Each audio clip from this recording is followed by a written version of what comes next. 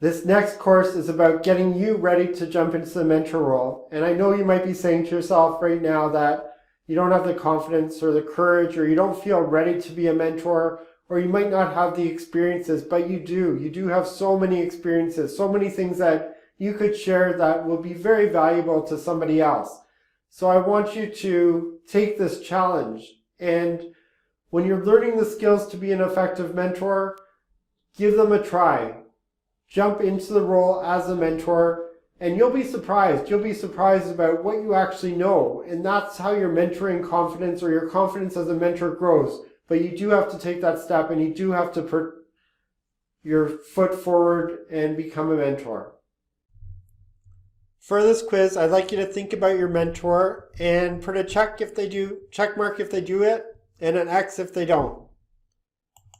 Is your mentor really listening to you? Has your mentor done what you're trying to do? Has your mentor provided you a feedback that you can use to improve yourself?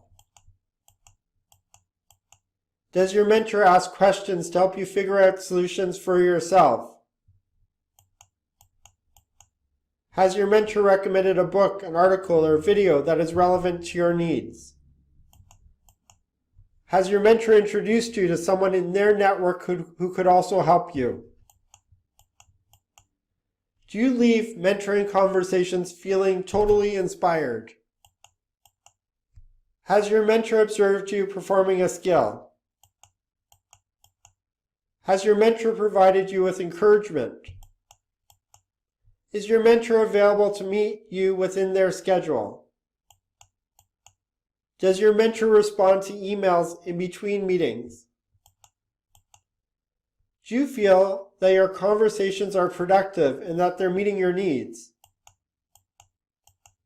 Does your mentor help you to think and act beyond your comfort zone?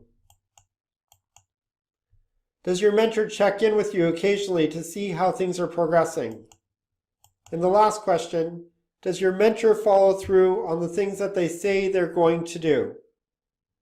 So if you had more check marks than X's, you have an amazing mentor. And it might even turn into be a lifelong mentor. So really cherish that relationship that you have. If you had more X's, you might want to try to give your mentor a little feedback about one of the items on this quiz to see how receptive they are to the feedback. Because even as a mentor, you should be receptive to taking your skills as a mentor to the next level. In terms of mentor tips, and I want to provide these tips to you because you're going to jump into the role as a mentor very soon, and these are some things to think about when you're in that role as a mentor. It's about having a back and forth conversation. As the mentor, you don't have to just ask a series of questions for the mentee to answer, but it's really about having a conversation with the mentee and sharing experiences, sharing stories, sharing lessons learned, because that's how the mentee will learn. It's about listening. And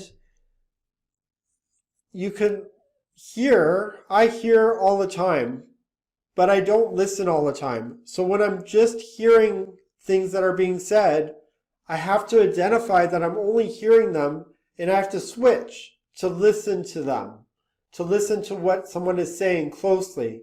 And that's your job as a mentor or a new mentor, is to really listen to your mentee. I remember I was at my kid's swimming lesson, and this one parent came up to me, and he had a tragic car accident that left his wife disabled, and so were his kids. And what he needed from me that day was he just needed me to listen to him. He needed me to try to understand what he was going through. And he needed encouragement from me. I let him know that, wow, you've really stepped up and helped your family. It's amazing what you're doing.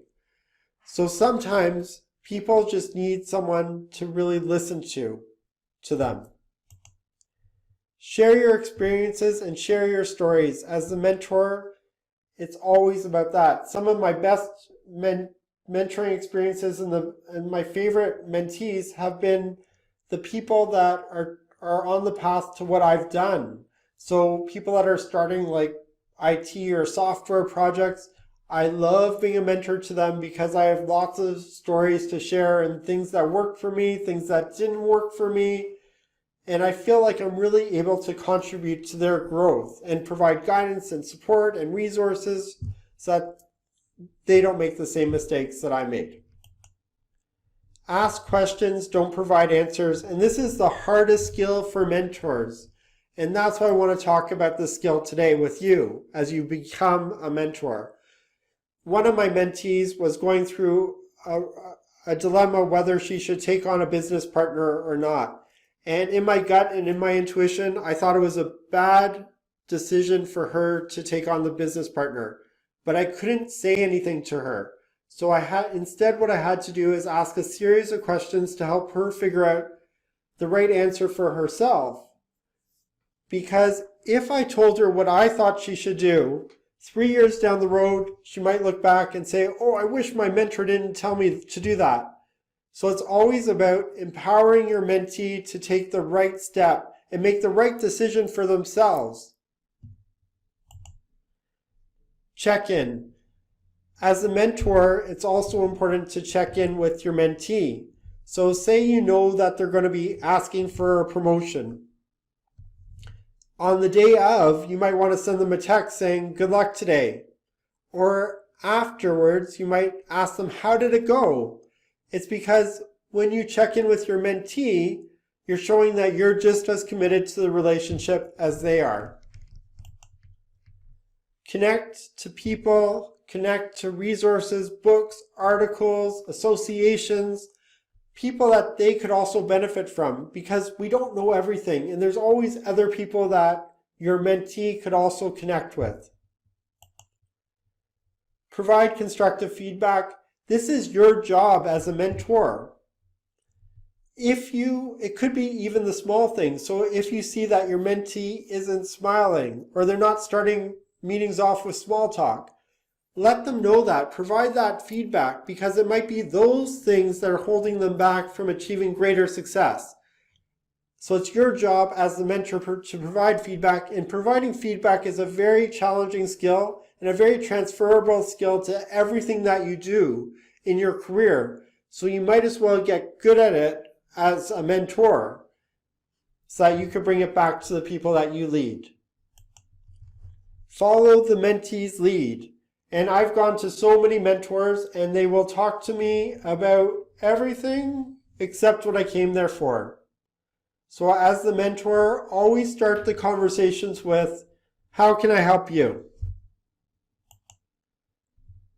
And the last tip is to develop your mentoring confidence. I was having lunch with one of my friends and he was telling me about one of his mentors. And I looked at him and I said, have you ever been a mentor? And he said, no, I wouldn't be a good mentor. I don't feel confident enough. I don't have anything to share. And I looked at him and I said, well, you've moved from Canada to Korea. You've started a business in Korea. You've learned the Korean language. I think you'd be an amazing mentor. But mentoring is like everything else. It takes a lot of courage and confidence to become a mentor. And it takes a lot of practice. So every time you are in that mentor role, you get better and better. It's like any skill that you're developing.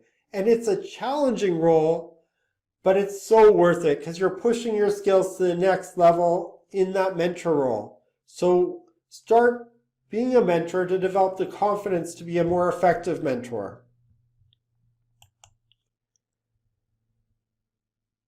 So to summarize, I want to talk about some of the themes to remember throughout this whole course. The first one is that you can be both a mentee and a mentor. Everybody has something valuable to share. Connect with many mentors throughout your career. Everybody needs mentors. It doesn't matter what level you are, everybody needs mentors throughout their career. We match CEOs to CEOs, and we match people that are just getting started in their career. So you need several mentors throughout your life. Evaluate the lessons learned and implement them into your life. So after every conversation that you have, every mentoring conversation, really reflect on what did I gain from this conversation and what can I take from this conversation and put it into my life? Because that's what's going to help you grow. That's what's going to help you develop. That's what's going to help you become stronger and stronger and stronger. Never stop moving forward. It's always about asking yourself, what's next? What's the next biggest project? What's the next biggest accomplishment that you could do? It's always about where are you going and what are you going to do to get there?